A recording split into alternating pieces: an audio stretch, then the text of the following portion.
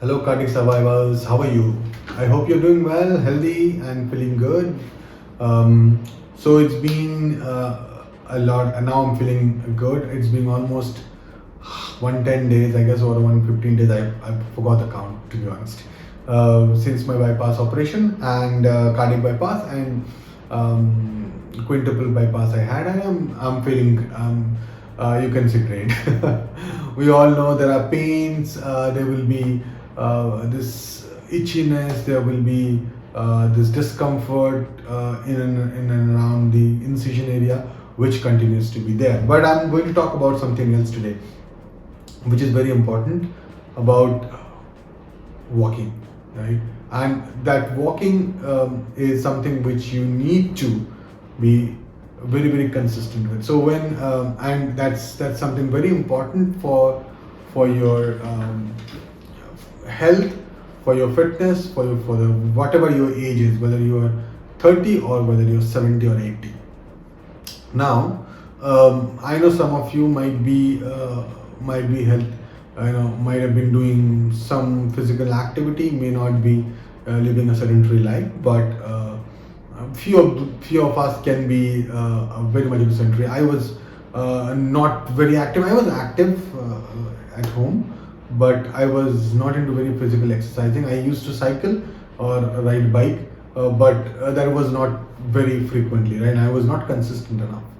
So when I went through the bypass operation, and they started making me walk, right? And they said, okay, something that you have to do, you have to walk, because the more you walk, the better you feel. And trust me, I don't know. I put my emotions, I put my trust, I put my faith on walking, and I felt if I walk, I would be healed fast. Right? I know you should not think like that, and I know it's you should not overdo things, right? And I didn't do that, boss. You need to respect the language of your body. Your body will tell you when it is more, when you are crossing your limits. So you should never do that, never again in our life, right? So we have all done it sometimes or the other, but now we realize with that. So it was 2 minutes, 3 minutes, and start with 4 minutes, 5 minutes, right? And then I started realizing when I was moving slowly, it was obviously painful when I was sitting. I was not able to walk at first. I needed help to even stand, but when I came to home, I was able to walk on my own. I could not stand up, or I could not get up from bed by my own. I needed help. Thanks to my wife, I could do that. I missed a trick. There was in Facebook and in all other, there are very good communities that you have Facebook groups from bypass survivors. So do join those groups. I did not do that. I did it quite later. I had no clue. If I would have joined before the operation, probably I didn't get much time before operation, but immediately after operation, probably it would have helped me to know many more things. And they talk about recliner, which could help you to sleep, to sit, and all that. So I didn't do it, of course.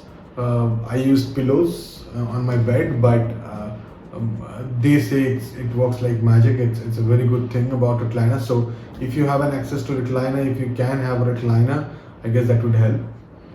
But yeah, I'm talking about the walking today. So then I started walking, and I started to feel that positivity within me, that while I was walking, I felt less pain while I was walking. So I started enjoying within the house.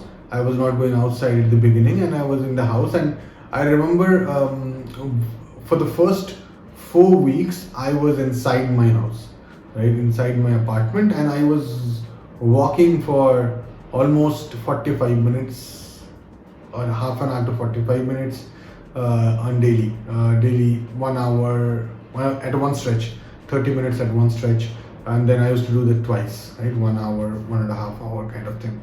And I literally wanted to go out and see the world again, hear birds chirping, and feel the wind on my face, and smell the soil and all that. So I wanted to do that badly, and I started going out after 4 weeks. I remember after 4 weeks.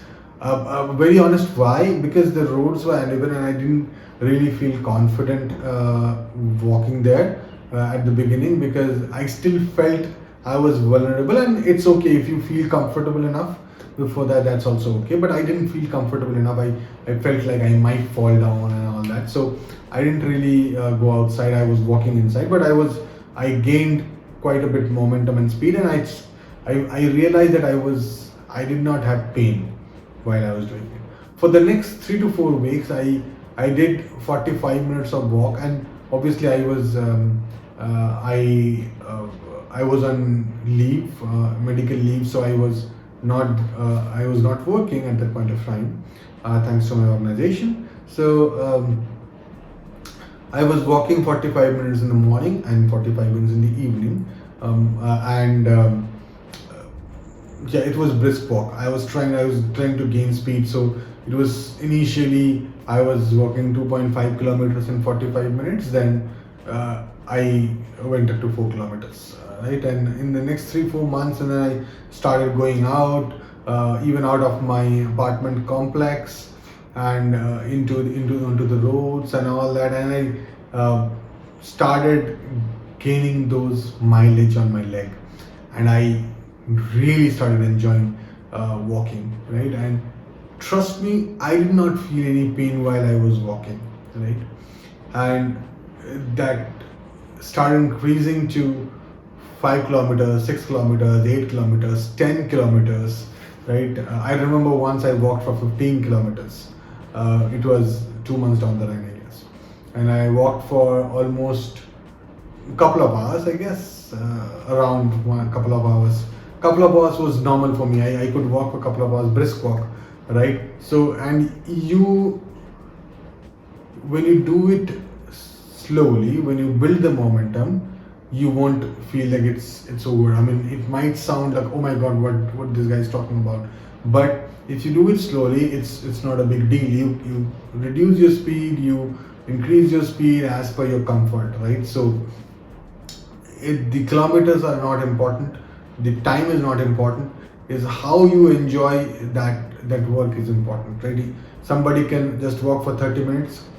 As we say, consistency matters. It's not that I today walk for 2 hours and then did not go for 3 days. Does not make sense. It does not help you, right? So if we are doing 30 minutes, 45 minutes, let's do it every day, right? Every day if we do it, we'll start falling in love with that process, right? It will no longer be a task that I have to do in the morning. It's something that I do. It's just like brushing a teeth.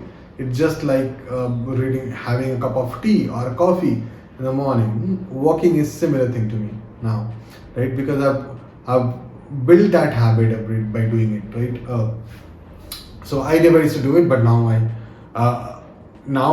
can jog, I can run also. You would be able to do so as well, depending on your condition and everything. But I hope you would be able to, right?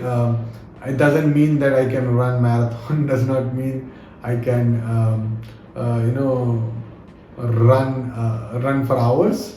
But yes, I can run, jog, walk, and do that. So I can now run 10 kilometers in and around 80 minutes, kind of 80 minutes.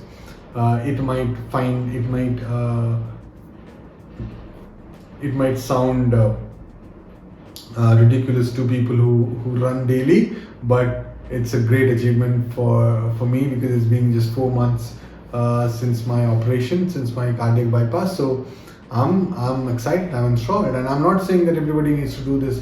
This is something that I find joy in, and I feel like I've lost a lot of weight. I've lost almost 13 to 14 kilos, and I feel lighter, I feel better, I eat good, I do not eat oil, I do not eat fats. Honestly, I've stopped smoking. I used to smoke, I do not smoke any longer. There are so many changes that I've done, but what I've done most importantly is I have put myself on priority. That is very important. This walking, this food, and all this is a sign that look, I want to put myself, my priority list. I have to live. And if I have to live, if I have to live well, I need to do certain things by my will. It's not because my wife tells me to do so, not because my mom tells me to do so, not because my doctor tells me to do so, or the world tells me to do so. It's because I want to, right? All of these things I'm talking about, I wanted to do, I want to do, I want to walk. And that makes me happy, that makes me fit. I don't know, I mean, it might not give me muscles, but that's exactly what I need now, right? Research says, and I am not again a very health fitness coach or someone, but the study that I have made so far, the books that I've read so far, it says walking is one of the best forms of exercise that you can do, right? And 45 minutes of brisk walk can give you a really healthier heart, right? And everything else along with your diet. Stop eating sugar. I just don't eat sugar, right? So there are so many things that you can do. If you do that, if you change, if you make those changes, you'll feel healthier.